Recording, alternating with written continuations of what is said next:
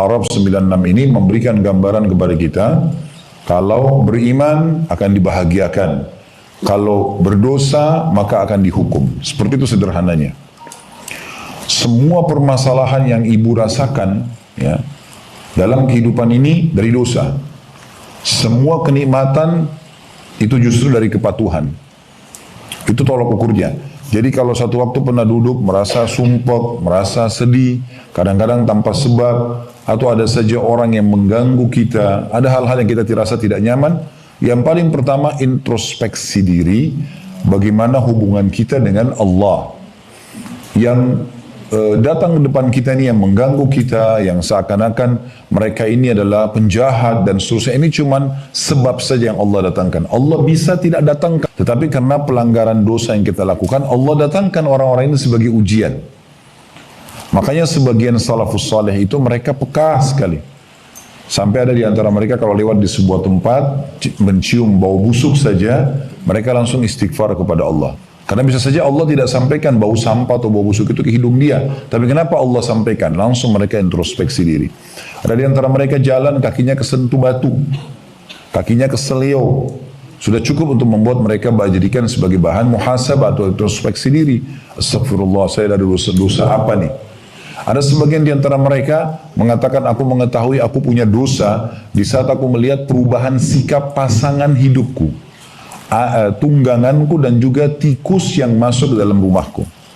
Berapa banyak tikus di rumah kita tapi kita tidak pernah pedulikan. Tikus selalu merusak, tidak ada manfaatnya tikus, gitu kan? Dan dibolehkan membunuhnya. Kalau ada bapak ibu yang bilang misalnya, lalu untuk apa Allah ciptakan Ustaz? Ya dengan hikmahnya. Sebagaimana juga kenapa Allah ciptakan babi padahal Allah haramkan, supaya Allah uji kita. Ini loh hewan yang tidak boleh kamu makan misalnya ya. Sebagai ujian. Allah berikan kita gantinya tentu yang halal. Begitu juga Allah ciptakan tikus untuk Allah perlihatkan ini ada ciptaan Allah yang lain. Ya memang ciptaan ini akan merusak, maka harus hati-hati. Ya. Dan dinamakan oleh Nabi SAW dengan fuwaisiqah atau binatang yang buruk ya. Muhammad bin Sirin rahimahullah memberikan gambaran dalam buku beliau masalah ta'wil mimpi. Kalau ada orang istikharah, dia ingin menikah misalnya, atau dia ingin interaksi bisnis sama seseorang, lalu kemudian dia mimpi tikus, berarti ada gambaran kurang baik tentang orang itu. Ya. Karena ini binatang buruk ini, seperti itulah. Tapi intinya sebagian salafus saleh jadikan sebagai bahan introspeksi diri. Ya. Mereka jadikan sebagai bahan introspeksi diri. Perhatikan firman Allah Subhanahu wa taala yang lain, ini ayat luar biasa. Dalam surah Hud surah nomor 11 ayat 117. Di sini Allah Subhanahu wa taala pastikan tidak mungkin satu negeri, satu kota, satu desa Allah Subhanahu wa taala datangkan bencana, banjir, longsor, tsunami, apa saja yang biasa kita dengar fenomenanya, bahkan negara kita pernah ditimpa. Itu sementara mereka orang-orang yang baik dan soleh dan solehah. Pasti ada pelanggaran, baru Allah datangkan itu. Ya. Perhatikan surah Hud, surah nomor 11 ayat 117 berbunyi, Allah Subhanahu wa taala berfirman, "Wa ma kana rabbuka liyuhlikal qura bidzulmin wa ahluha muslihun." Sesungguhnya Tuhanmu sekali-kali tidak akan pernah, hai Muhammad, membinasakan satu negeri atau negeri-negeri secara zalim. Tidak mungkin tanpa sebab. Tsunami terjadi, longsor terjadi, banjir, tidak mungkin tanpa sebab. Sementara penduduknya berbuat kebaikan atau ketaatan. Jadi apa makna ayat ini? Kalau seandainya kita selalu patuh menjadi orang baik, soleh dan soleha, tidak akan ditimpa masalah. Ya. Kita pasti akan melalui kehidupan dengan baik saja. Ya. Apakah berarti orang soleh tidak diuji? Diuji tentunya. Nabi Muhammad SAW pernah demam. Dan demam beliau sangat luar biasa. Sampai ada sahabat yang datang, itu memegang di atas selimut Nabi, terasa tembus panasnya gitu. Sampai sahabat ini mengatakan, ya Rasulullah, sesungguhnya anda ditimpa demam seperti ini yang tidak biasanya. Kata Nabi SAW, iya, kami para nabi-nabi diuji 2 kali lipat dari ujian kalian. Ujian, tapi maksudnya apa? Ujian bukan kena dosa. Ujian yang menimpa umumnya manusia. Ya. Kalau untuk orang-orang beriman biasanya untuk peninggian derajat kayak demam, penyakit secara umum lah, flu, ya. Itu ada menimpa orang-orang beriman, tapi dia sifatnya semua orang kena, bukan kena dosanya. Nah, itu. Maka kalau orang-orang beriman biasanya dilipat gandakan ujiannya. Mungkin orang biasa demam cuma 3 hari, dia 1 minggu misalnya. Lalu sahabat ini mengatakannya, Rasulullah, apakah itu berarti Anda dapat 2 kali lipat juga pahala? Kata Nabi SAW, iya, kami akan mendapatkan 2 kali lipat pahala itu. Lalu sahabat ini bertanya lagi, ya Rasulullah, siapa orang yang paling berat ujiannya? Yang umum menimpa orang, semua orang kena sebagai bentuk ujian dari Allah. Dari saya kasih contoh misalnya demam, flu, ya. Maka kata beliau, para nabi-nabi. Lalu datang orang-orang yang mendekati iman para nabi-nabi tersebut. Tapi ini bukan berarti orang-orang beriman dan para nabi dihukum karena dosa mereka, bukan. Karena orang beriman tidak mau buat dosa, tapi kalau datang ujian, ujian ini justru akan meninggikan derajat dia di surga. Ada derajat-derajat di surga yang kita tidak bisa jangkau kecuali dengan sholat malam 100 tahun, puasa sunnah 100 tahun misalnya, ya, sedekah 100 tahun, tapi umur kita hanya 70 atau 80 tahun. Allah mau kita mencapai derajat itu, bagaimana caranya? Allah datangkan ujiannya. Ya, ada orang kena penyakit, dia harus minum obat, sudah 10 tahun berjalan minum obat. Itu ujiannya, supaya dia sampai derajat itu. Tapi tolok ukurnya, kata Nabi SAW, Allah tidak akan menguji seorang hamba di atas daripada kemampuannya. Jadi nggak mungkin Allah datangkan ujian kepada seorang hamba di atas daripada kemampuan dia. Baik, kita akan lanjutkan bahasan ayat kita. Sekali lagi Al-Qasas surah nomor 28 ayat 59 bunyinya, "Wa ma kana rabbuka muhlikal qura hatta yab'atsa fi ummiha rasulan yatlu 'alaihim ayatina wa ma kunna muhlikil qura illa wa ahluha zalimin."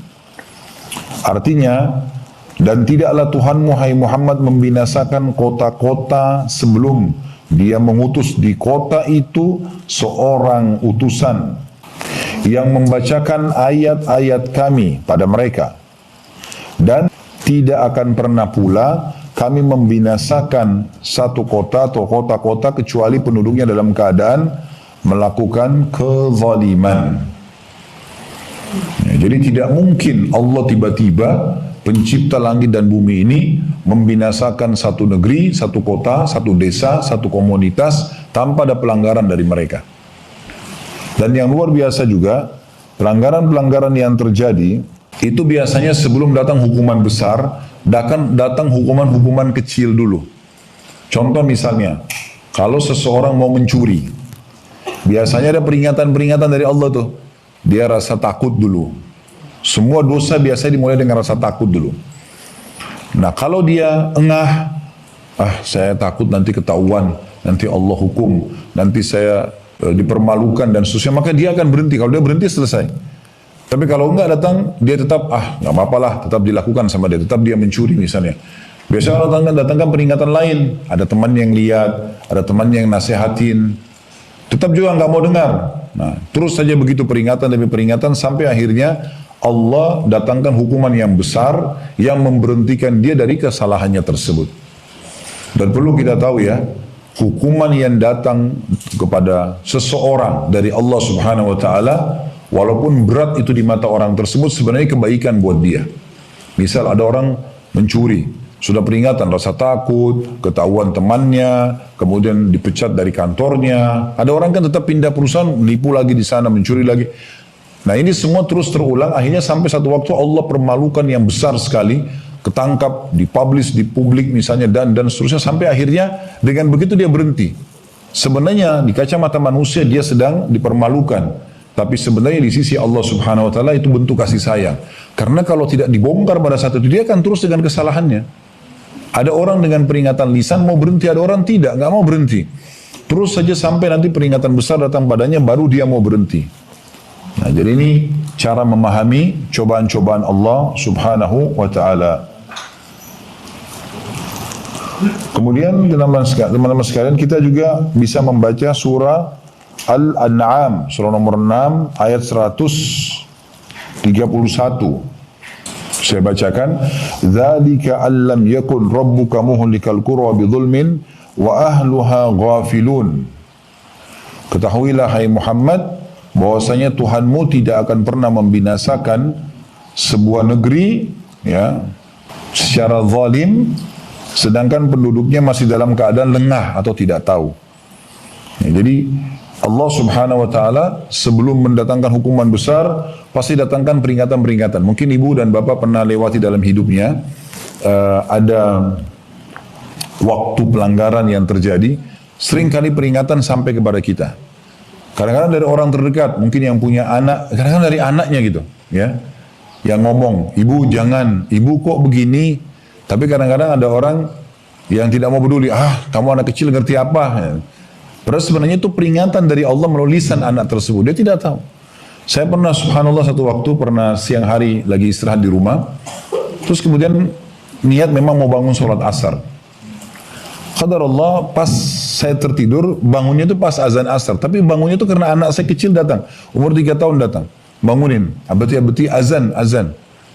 Saya waktu itu bangun, terus alhamdulillah wudu dan sempat sholat mendapatkan di awal waktu. Tapi saya sempat berpikir, subhanallah, Allah gerakkan anak ini yang membangunkan saya. Dia tidak ngerti apa-apa anak ini. Cuma dia tahunya kalau azan saya biasa ke masjid gitu aja.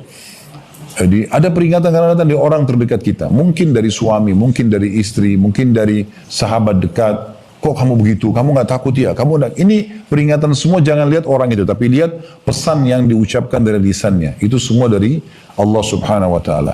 Makin orang engah, kemudian dia berhenti, maka makin selamatlah dia. Tapi kalau dia tidak melakukan itu, maka akan jadi masalah yang besar buat dia tentunya. Ya.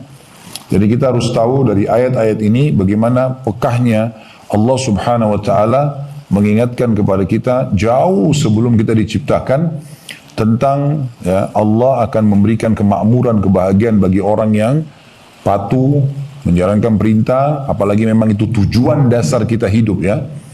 Lalu Bapak Ibu tidak asing lagi dengan firman Allah Subhanahu wa taala surah Az-Zariyat ayat 56 ya.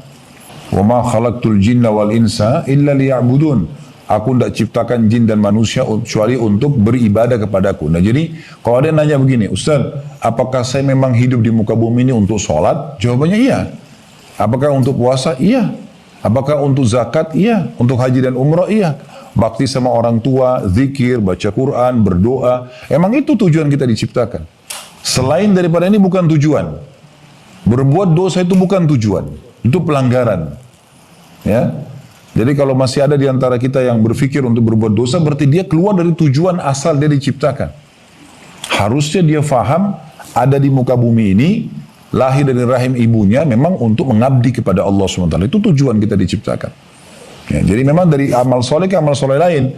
Dari jenguk orang sakit, kemudian silaturahim keluarga, ke majelis ilmu, jenguk misalnya mencari nafkah, ya yang baik-baik semuanya. Ya. Kalau tempat-tempat dosa maka itu tidak ada sama sekali masuk dalam program hidup kita. Ya, harus jauh. Allah Subhanahu wa taala juga mengingatkan kepada kita di beberapa ayat Al-Qur'an. Ayat 97-nya ya, itu afa amina ahlul qura an ya'tiyahum ba'suna bayatan wa hum naimun. Apakah penduduk negeri itu merasa aman dari kedatangan siksaan kami kepada mereka di malam hari pada saat mereka tidur? Yaitu isi ayat 17-nya. Kemudian ayat 98-nya, awa amina ahlul qura an ya'tiyahum ba'suna duhan wa hum yal'abun. Apakah penduduk negeri itu merasa aman dari kedatangan siksaan kami kepada mereka di waktu duha atau di pagi hari sedangkan mereka lagi bermain-main? Ayat 99-nya, afa aminu makrallah fala ya'manu makrallahi illal qaumul khasirun. Apakah mereka selalu merasa aman dari siksa Allah yang tidak terduga-duga? Tidaklah merasa aman dari siksa Allah karena dosa yang dilakukan kecuali kaum yang merugi. Ayat 100-nya, awalam yahdi lilladina yarithuna al-arda min ba'di ahliha allau nasha'u asabnahum bidunubihim wa natbu'u ala qulubihim fahum la yasma'un. Apakah belum jelas bagi orang-orang yang mempusakai satu negeri yang sudah pernah lenyap penduduknya bahwa kalau kami menghendaki kami azab mereka karena dosa-dosa mereka dan kami kunci mata hati mereka sehingga mereka tidak dapat mendengar dan mengambil pelajaran lagi. Ya, jadi maksudnya seperti kasus Fir'aun di Mesir ya. Penduduk Mesir harusnya bisa memahami kalau sudah pernah ada orang disiksa di negeri itu ya. Disiksa di negeri itu maksudnya di Mesir. Jangan sampai penduduk Mesir kembali lagi mengulangi perbuatannya Fir'aun. kufur kepada Allah, menolak ayat-ayat Allah, karena siksaan itu bisa terulang pada mereka. Atau selain Fir'aun, negeri manapun ya yang pernah ditimpa bencana-bencana besar, jangan sampai kita berpikir ya, oh itu kan tertimpa orang sebelum kita, ya kita nggak mungkin tertimpa. Itu kebodohan namanya. Karena akan sama, semua pelanggar-pelanggar akan kena hukuman, semua orang-orang yang patuh akan dapat nikmat. Begitu poinnya, ya. Kita lihat Nabi Muhammad SAW dan para sahabatnya yang beriman dimuliakan oleh Allah Subhanahu Wa Taala. Ya, Abu Bakar, Umar, Uthman, Ali, Talha, Zubair, banyak sahabat-sahabat Nabi dulu tidak ada yang kenal. Tapi setelah masuk Islam mereka beriman, mereka patuh kepada Allah, menjalankan perintah, meninggalkan larangan. Allah muliakan dan angkat nama mereka harum dalam sejarah manusia. Dan berapa banyak yang tadinya kufur kepada Allah dikenal di tengah-tengah masyarakatnya, kayak Abu Lahab, Abu Jahal, ya, Umayyah bin Khalaf, Rabi, Syaibah dan yang lainnya. Mereka terkenal di masa itu. Tapi akhirnya habislah sejarah mereka dan habis semua harta mereka, keturunan mereka tidak dikenang lagi itu dengan kekufuran mereka. Maka semua yang patuh kepada Allah akan sama akibatnya. Semua orang yang durhaka sama Allah akan sama akibatnya. Yang patuh akan diberikan kenikmatan dan dimuliakan, diharumkan namanya. Orang yang melakukan kemaksiatan akan dihukum dan disiksa. Itu poinnya. Baik teman-teman sekalian, Allah Subhanahu Wa Taala datangkan banyak peringatan. Itu memang untuk menakut-nakuti kita. Jadi kalau ada perasaan takut setelah berbuat dosa, itu memang tanda-tanda dari Allah. Ya. Mungkin setiap orang di antara kita pernah buat dosa, terus dia merasa takut dengan dosa itu. Nah itu peringatan dari Allah SWT. Itu Allah sebutkan dalam surah Isra, surah nomor 17 ayat 59. Surah Isra, surah nomor 17 ayat 59. Yang bunyinya, وَمَا نُرْسِلُ بِالْآيَاتِ إِلَّا تَخْوِيفًا. Ya, dan kami tidak mengutus atau memberikan tanda-tanda ya, kebesaran kami, kecuali memang untuk menakut-nakuti. Ya. Untuk menakut-nakuti. Memang seperti itu Allah datangkan untuk membuat kita takut.